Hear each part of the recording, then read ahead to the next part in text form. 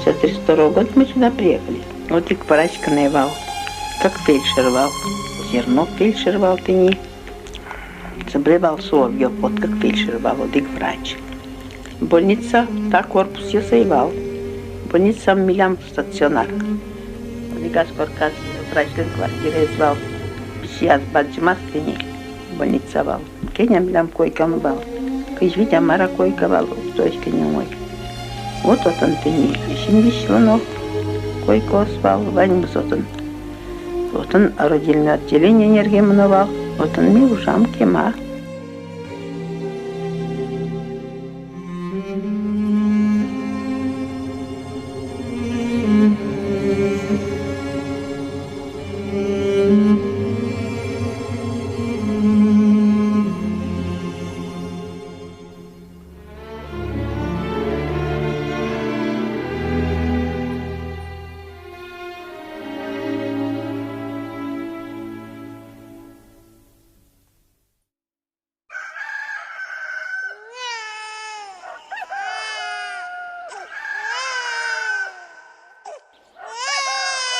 Шел 1898 год.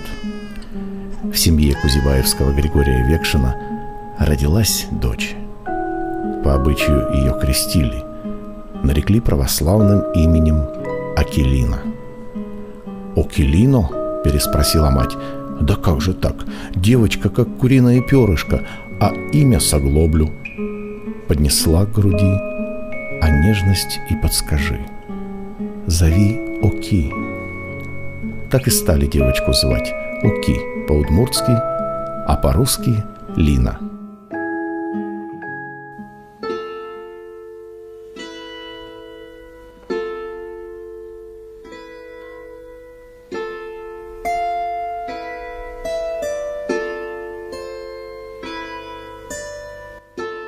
И никто пока не знал, какие испытания готовит ей, этой маленькой девочке, жизнь. Не знали родители, что их младшенькая испытает ад тюремных камер. Не знала и бабушка, что ее внучка, глядя на нее, станет колдуньей. Не знала и сама Оки Акелина, что будет писать стихи, а они станут песнями. Но это потом, лет через 20. А пока босоногая пора счастливого детства.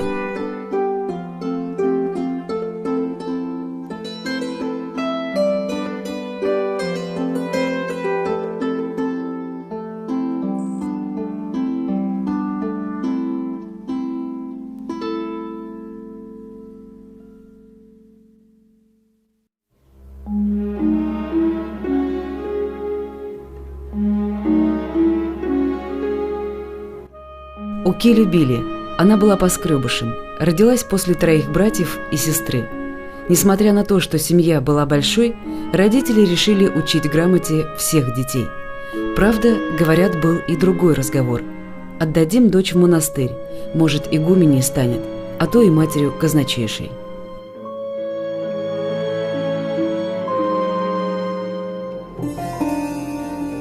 Но сама Оки мечтала, как бабушка, стать колдуньей. Девочка видела, как она нашептывала какие-то слова над больным, и он выздоравливал. Оки знала, в старом доме в углу у бабушки стоит сундук. Чего там только нет. Она рассматривала корни разных трав, засушенную траву, ягоды, даже кости каких-то животных. И если я вырасту, у меня будет такой же сундук, думала маленькая Оки.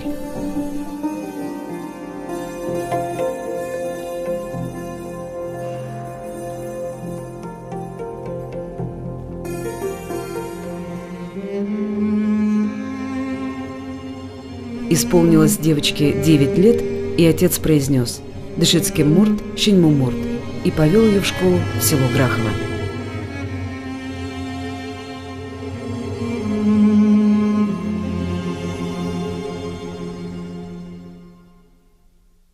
Единственной ученицей была из удмурток и успешно училась, начала учиться, не зная русского языка. И по существу она как бы для тех лет была отличницей учебы. Вот. Ну и созрела для того, чтобы поехать учиться дальше в Карлыган. Это на территории сегодняшней Марийской Республики. Она туда поступила учиться, тоже успешно проучилась. И после сдачи соответствующих экзаменов, после собеседования в Елабуге она стала учительницей. 16-летняя учительница Акелина Григорьевна входит в класс. Учит детей русской азбуке и молитве «Отче наш». Говорит на русском, а думает на удмуртском. И вот в ее школу дошла весть – революция. Долетел до Оки листок газеты «Гудыри». Развернула, а на нем все на родном языке. Статьи, песни, стихи. Оки даже предположить не могла, что стихи могут быть на удмуртском. Хотя есть мнение, что знала, что первые стихи Ашальчи Оки были напечатаны раньше Октябрьской революции. Утверждение, что ее, первую удмуртскую поэтессу, на литературное поприще вовлек Кузибай Герд, лишь предположительно.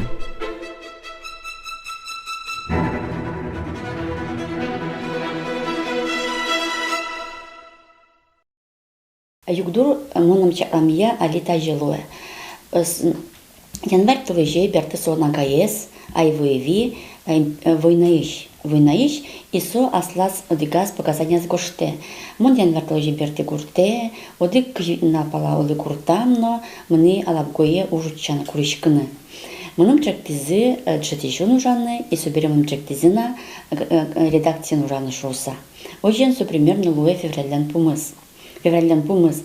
Вот собере гоште, что отын со тросаевал, гужечки щосно тросаевал, и мы нам сразу мал панекалдиз ожен, а его и ви, вреченын редакция звуса, вайшки асан сузерезла шальчо килы, гужева маркина шуса, потому что ческама демёсто тросаевална. Вот соферальдам пумаз выезд, и уже марте шальчоки печатан решеты кабурьюсе. Ожен веран богатчикомы, то есть Ашальчи Окиес, шом чектон шутис, нырищи перокутетис, шом гожачкон перокутетис, солен агаес айво иви. Собери сос помощки за герден, дастям саты ареек, но каяму додишко, совалали октябрь толеже, кукерчит житищеслен сязы, бачи муча волостин. Именно там, на съезде учителей, приметил Лину Векшину Кузибай Герд. Говорят, она однажды получила от него письмо. «Я нашел тебе псевдоним. Ты будешь Акелина Зор. Согласна?» Она ответила: «Акелина Зор – это хорошо. Теплый благодатный дождь. Но на наших лугах есть неприметный, тихий цветок – Ашальчи, зубровник. Если нужен псевдоним, я буду Ашальчи Оки. Но это будет позднее».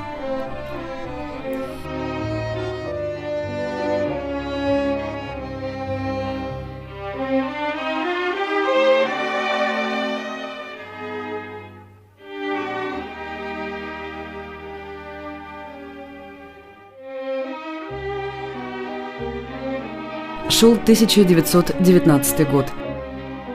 Молодую удмуртскую учительницу ждал рабфак, а после – университет. Она впервые открыла для себя множество наук – химию, алгебру, геометрию. С удивлением слушала лекции о четвертом измерении. Участвовала в антирелигиозных диспутах.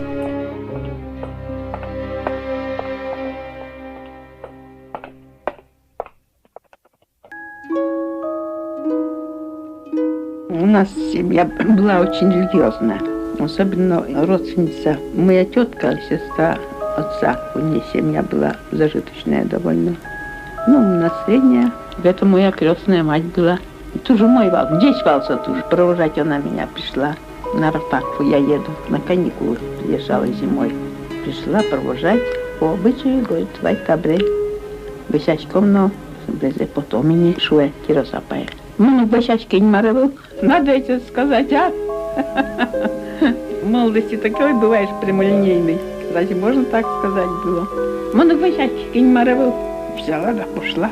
А они обе заревели, мать и крестная мать. Вот учи, как детей, они полушны.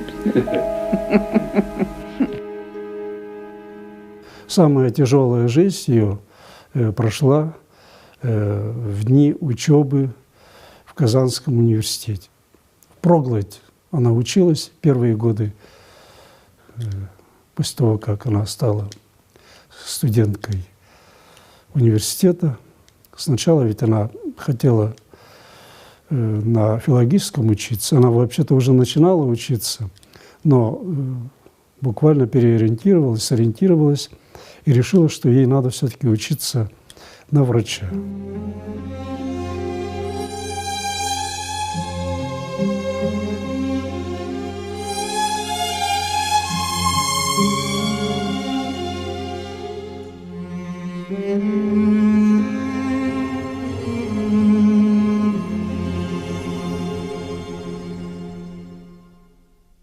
Казанин шецке, чулкак щутем, тернатощ, одягнёсишь кучук на сосо, лучая потеблем.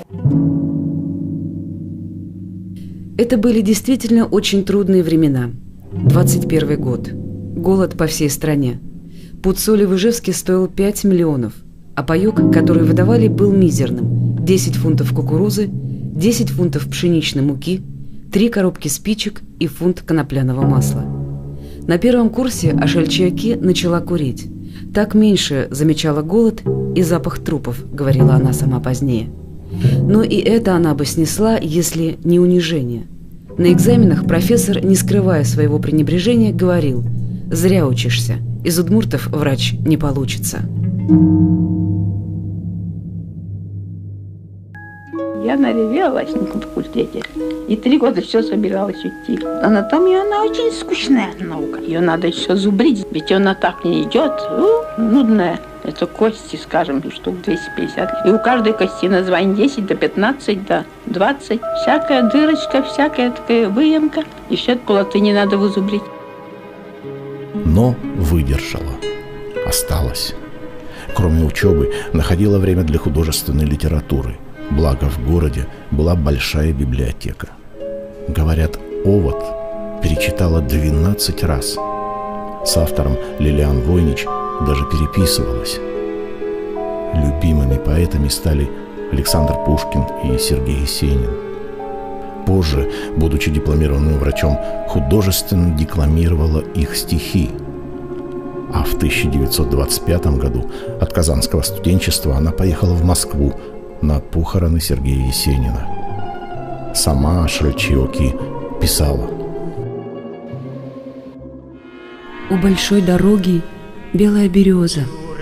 Это стан стройный, гибкий и красивый. У прохладных речек шелковые травы. Это мои косы, пышные, большие. Желтой ржи волнистой васильки, как глазки.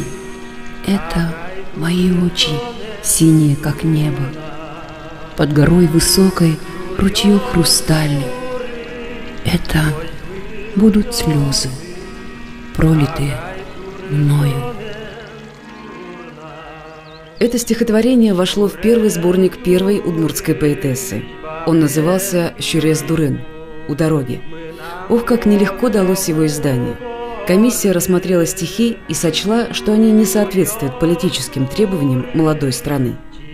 Помогли руководители Удмуртской автономной области. По просьбе Кузибая-Герда свое заключение написали Тракай Борисов и Иосиф Наговицын.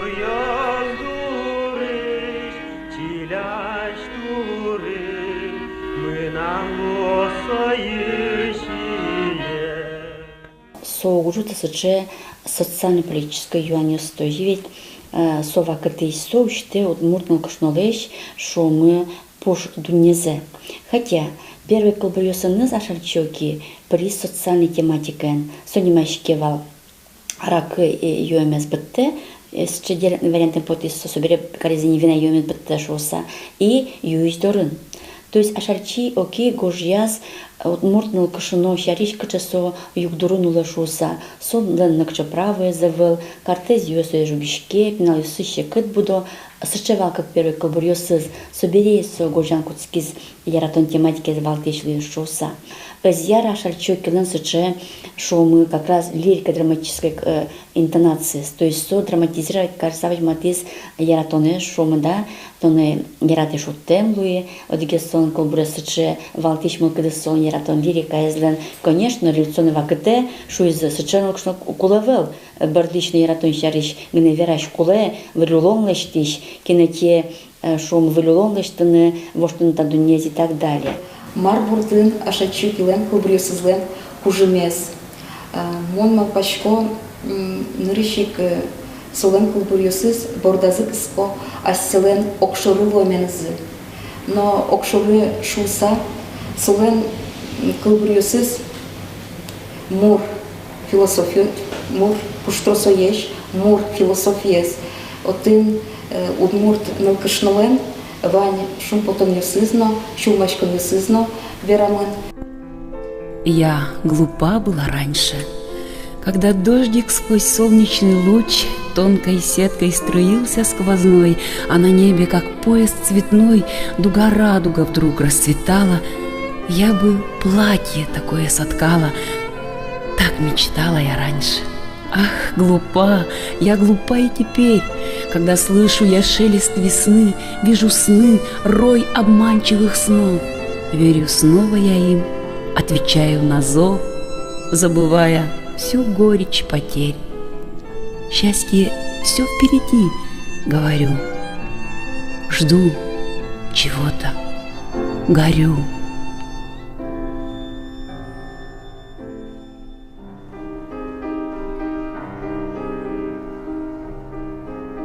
1928 был насыщенным для Ашальчиоки. В этом году был издан ее второй сборник стихов. В этом же году она получает диплом врача-офтальмолога. Лину Векшину, теперь ее будут знать именно под этим именем по паспорту, направляют в село Юкаменское. Врачей по ее специальности не хватало, а в Удмуртской автономной области свирепствовала трахома. Она целиком отдается медицине и семье. И логичен ее первый вопрос после рождения первенца сына. А глаза? Есть у него глаза? И какое же было облегчение, когда стало понятно, что сын, Валерка, родился со здоровыми глазами. А трахома продолжала зверствовать. Семья решает переехать. Лина Векшина выбирает самый неблагополучный по заболеванию глаз район – Алнашский.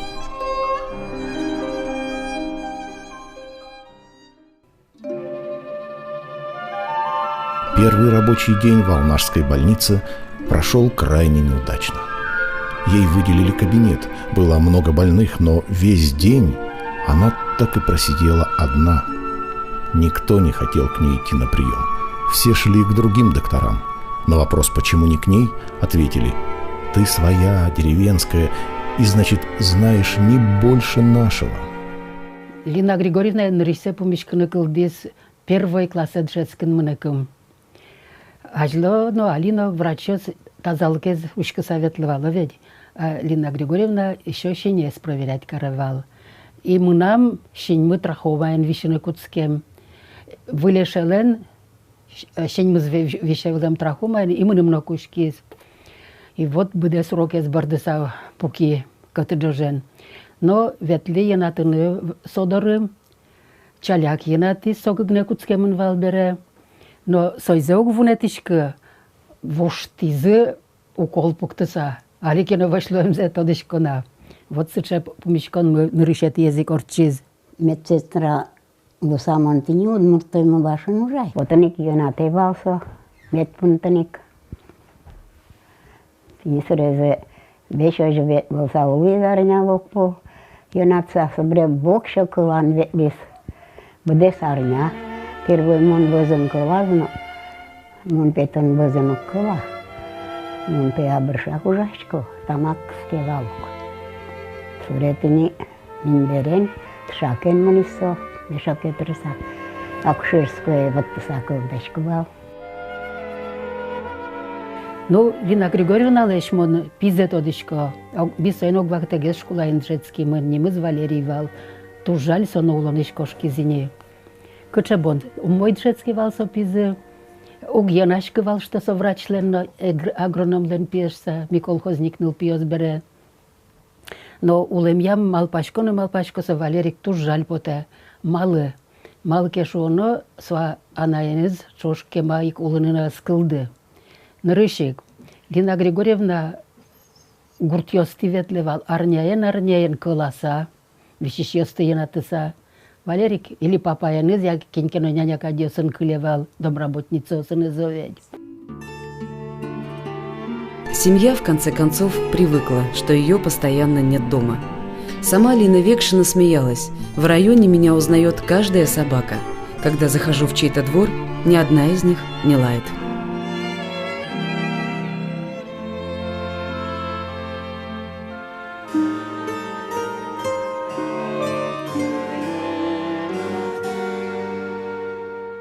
Перепеште пожаешь, уевал.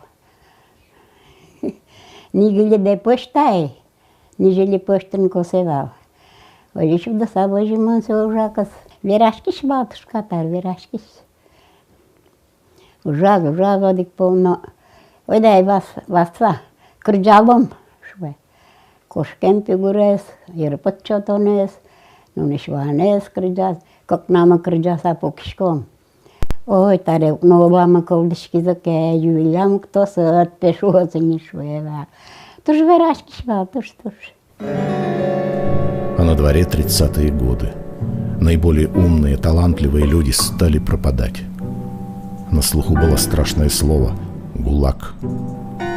Лина Векшина узнала, Кузьба и Герда обвинили в организации подпольной контрреволюционной организации «Софин». По этому делу арестовали большую часть удмуртской интеллигенции, среди них и ее родной брат Иван. Его больше знали под писательским псевдонимом Айво Иви. А в феврале 1933 года пришли и за ней. Пытались обвинить в том, что она поддерживала связь с буржуазными националистами. Но следователей, конечно, больше интересовал Кузьба и Герда.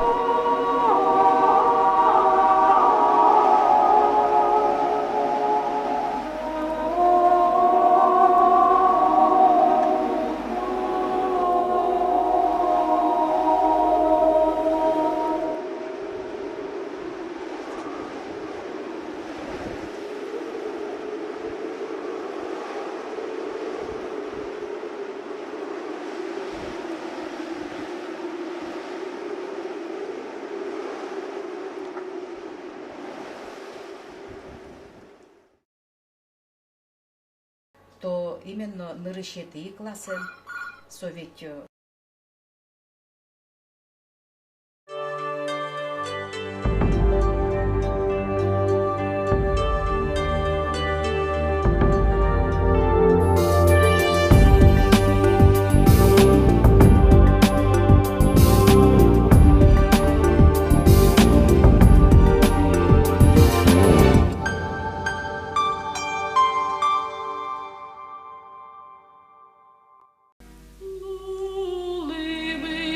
Ты спросил меня, ну к чему это пишешь стихи?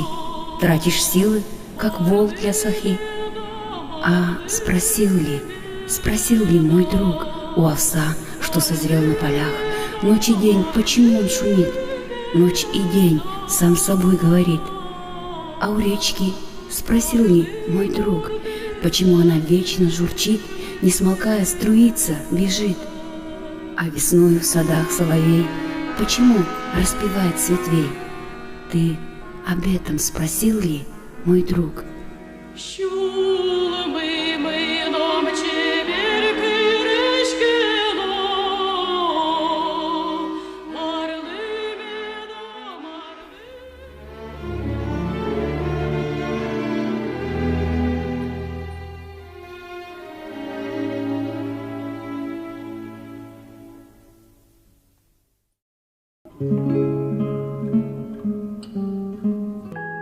Стихии часто приходили к ней во сне. Также часто она видела себя маленькой, снилась бабушка. Она, маленькая девочка, как и прежде, ласково называла ее Аби. Рассказывала ей, что у нее получилось стать, как и она, колдуньей. Только лечит она не кореньем, не отварами, а скальпелем и лекарствами. Она врач. Аби тоже говорила с ней, только вот уловить смысл она не могла. А утром просыпалась с мыслью, может быть, хотела предупредить о чем-то.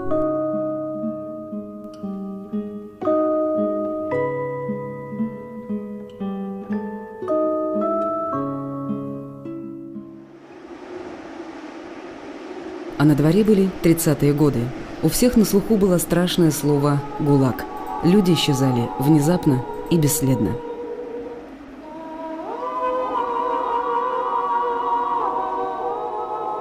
Врач Лина Векшина, она же первая удмуртская поэтесса Ашальчи Оки, чувствовала, что и в ее жизни грядут перемены.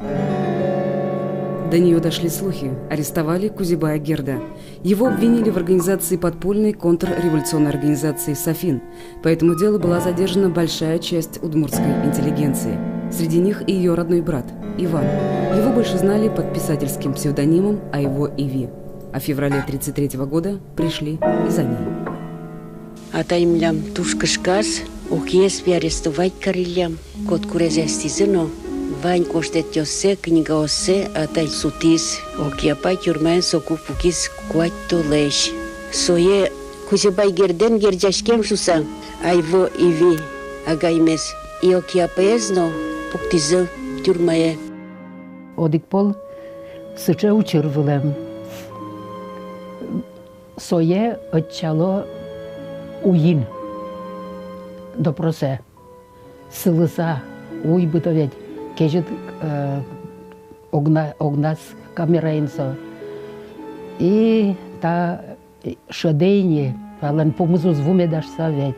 Чем може брытой шусамара, та чем скелянез аджитой шусамара, одик поласо туртевелем ошишкыны.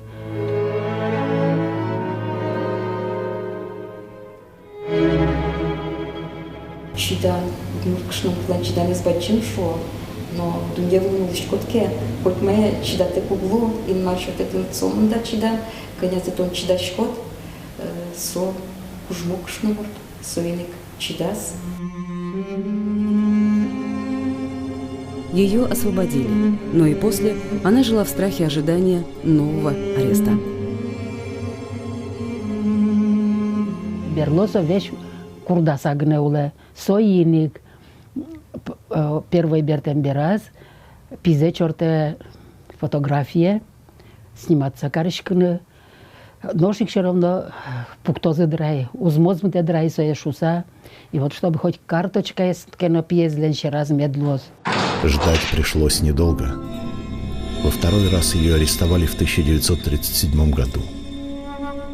«Я думала, что сойду с ума», — говорила она потом. «Темная тюремная камера.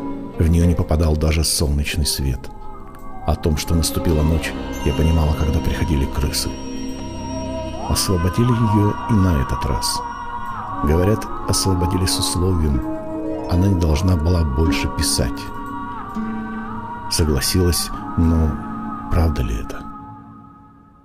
А теперь шуишкому, что Ашальчи Оки гожечки мыштугды репрессиос куцкемен. Репрессиос куцкемен, но кукемон эскерен куцки солож кот кутшому купатам ласолен кавбурес купатам лаверосе шумы. А рючки шкомки Ашальчи Оки берло кавбрузе шумы сборки с потом бере, пивтите арбере, одик кавбурно, одик кошцы одик кавбургане. Кыжитяр бере соз гожачки, кышкотен нос гожачки, кышижимын нос гожачки, одик кавбуреза потом навел, кышчам сетерен гошты одигне кавбур кылы бре. Согерчашкимон малпашкомон Ашальчи Окилон пушодоненыз репрессиус эвална. Но кышкотети арын уже куцкизы гердвеле пож вупажаны. Гердес партем шамен ултияны и Ашальчи Оки аслаз нылкышно шулемыны шады, что литературен но улонын куцкозы батим воштишкон йос. И со палантишкон куцкиз литературалыш. Еще в конце 20-х она написала Кузибая Герду. Писать, что в действительности чувствуешь и переживаешь, нельзя, а фальшивить не хочу. Удмуртская литература на краю гибели. Все талантливые и лучшие силы преследуются. Остаются в ней совсем не писатели. На что Кузибай Герд ответил ей стихами. Лымы тужджок шуна бре. Ускыс, узбыркал брюсмы. Гоштем чебер книга осмес, выличкалы куцалы джоз. Соку лёгем пыти осмес, улон щурес, вылищ аджоз.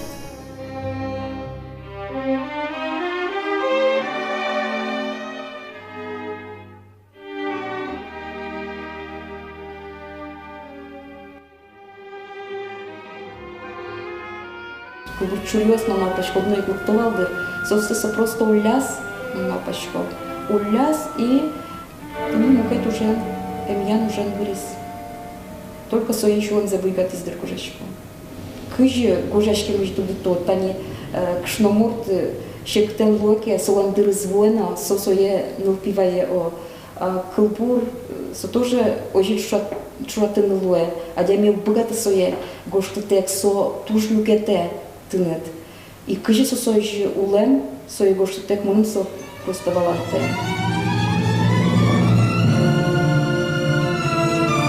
Нового ареста она ждала вплоть до начала Великой Отечественной. На фронт Лину Векшину призвали на 3-й день войны.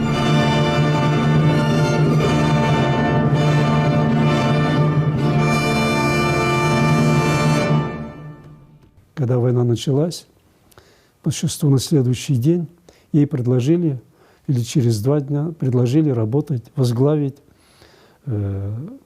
районную больницу. Главврачом, короче. Предложили работать, да. Но она это восприняла как бы равнодушно совершенно. А когда почти в тот же день предложили поехать на фронт, она заулыбалась и, значит, с радостью сообщила в семье мужу, что она уезжает на фронт.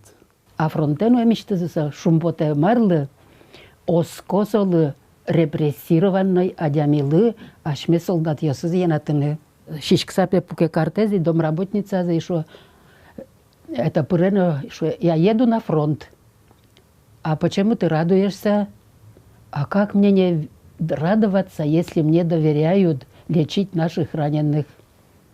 Картез джучевался он бере, соин кытиясын джучайн верашкон кошкензесен. Лина Векшина прошла всю войну. Весть о победе услышала в Польше. Была награждена медалью за боевые заслуги.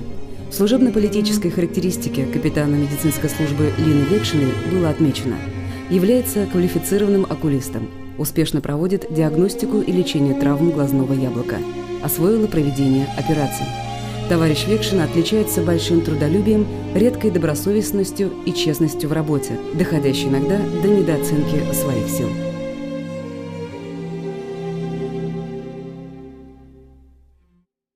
Есть такой случай, есть такой факт в ее жизни фронтовой, когда вот работала, стояла, оперировала раненых бойцов в течение не только часов, сутками. 3 суток могла она не спать, как и все другие. Но вот однажды она после такого дежурства пошла, должна была взять пробу пищи в столовой, этой солдатской, скажем, да. И вдруг, когда направилась туда, упала, и не куда-нибудь, а упала в крапиву. Как упала, так и заснула. Вот это удивительный факт, да? Но это правда. Это правда, это было, это подруги рассказывают. Вот до такой степени работали. Она никогда не жаловалась на свою жизнь, на фронтовую жизнь, несмотря на то, что было так вот тяжело.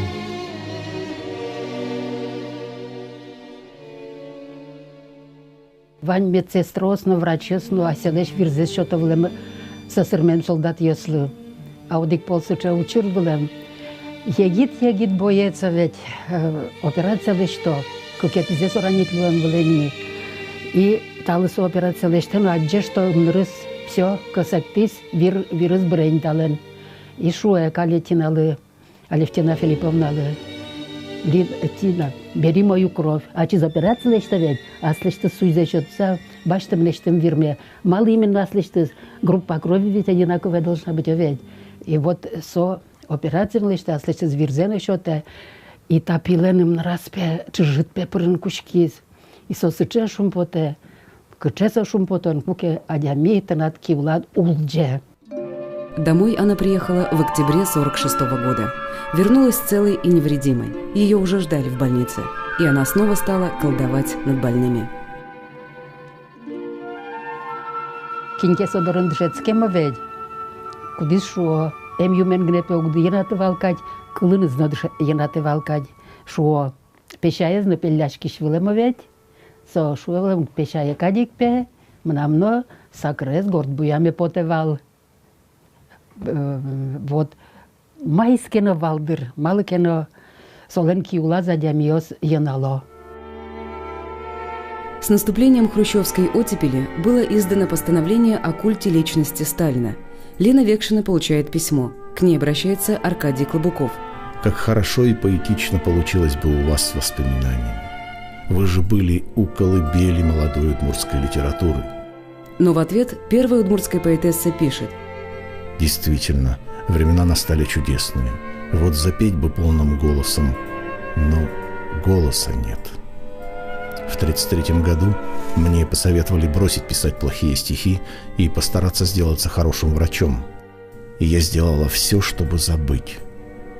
Правда, во сне они, стихи, меня донимали. И мне было досадно, что не могу избавиться от этой заразы.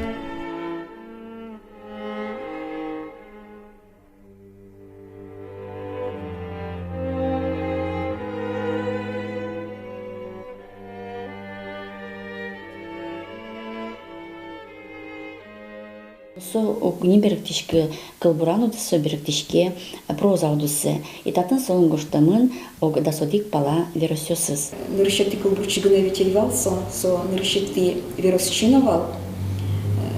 Со еник та туш туско. Нырышети веросчишуса. Ташариш туш жит верашкишкома. В основном кылбурёсыз лирика шариш. Но та не может отсалки лирика кылбурёсы за солон кужмогез, веросёсы за кужмогез, монверанно плачечки молкешоно союзно таизно солен золеш, соязно таязно лябёсызге звань, соязно таязно зол произведению созвань. Почему они турчеркем шинку спинула кацюновуя? Ломарный изянте. Она из напишет мане с бокоен кшкато. Марлы сам варкаран изучит. Тань бококтос. Энкс как хочешь буштис. Кида чаптос. Учки альтанылес. Алига не дерем зе воштембал. Айзе копаке гренсаптам. Боко. Пырмидоры. Он мане с баджим мешок одно. Ну базаре. Чоткин лукено.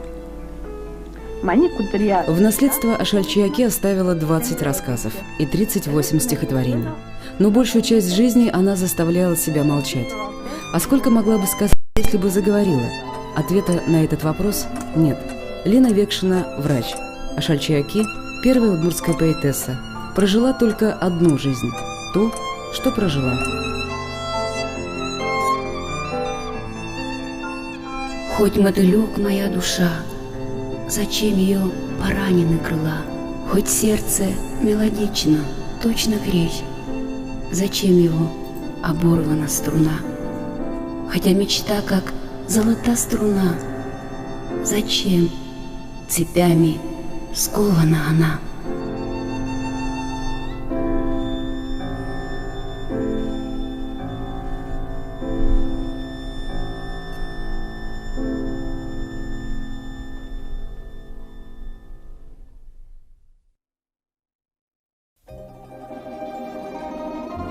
В последние свои годы она очень просила, чтобы ее проводили с песней на ее стихи. Ее желание было исполнено. И теперь, годы спустя, напевая знакомые мотивы и повторяя знакомые слова, многие отмечают: так это же народная песня. И, наверное, это выше всех высоких наград.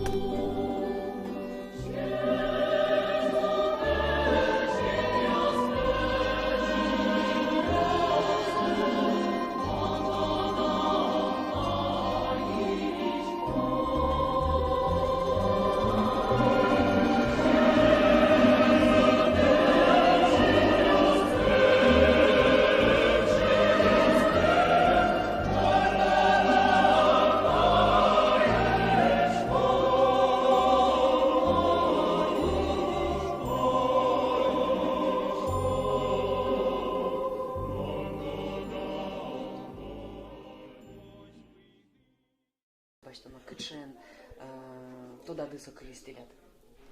Ну, решил с контента, вот, куке, танат дышет, пичидышен гоштет гожа, шедами, и тонен артегневел, тушурашкам, со валтиш редактор, мон, солен гоштишес, мувронтем, соин тушка пчивалчаны, со командировка на тушка пчивалчкевал, ничошен улим, партаментосы, со туш капчен шаттевал, огякл пчесын, вот.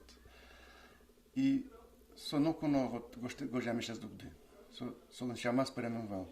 А со гоштет пинал понна. Туж баджин кужим носа, шумпотон носа, будяш кужим носа, шусал. Вот солестин тросе аджан карса, ми трешечком, то алавакате, вот кизили борден, сейче гергесна, мургес пуштрасона карне. Вот ожи кужашком. Ну, пикал бурет дусеске выда баштано, но Герман Алексеевич, они тауду сынтыршан зеке баштано типон на амарлы дышетис шунылос. Вот со нелпи психология звала мес, соленцо, наверное, туш одегес бадим кужеме звал. И бъде так, аз ли се торси се запинала си жена, ожи, która се дано спърме. Вълта ни това лавакате, с чадеми, като кин пинала се негожия. А вот со богатый пинал мылка до луны швом, то нарасатна, со хоть звучечка. А вот германский слова, со богатый пинал шесть мылка здесь вожены, пушказна и се его жматыны ослас предвидение созна. Почему то хочешь быть все? Как раз совершено нарушение установленного порядка организации, собрания, митинга, демонстрации, шествия и пикетирования. Таким образом, полагаю, что вина Данилова Алексея Александровича в совершении административного правонарушения, предусмотренного частью 1 статьи 20.2 Кодекса Российской Федерации о административных правонарушениях, доказано полностью, в связи с чем прошу суд привлечь данное лицо к административной ответственности.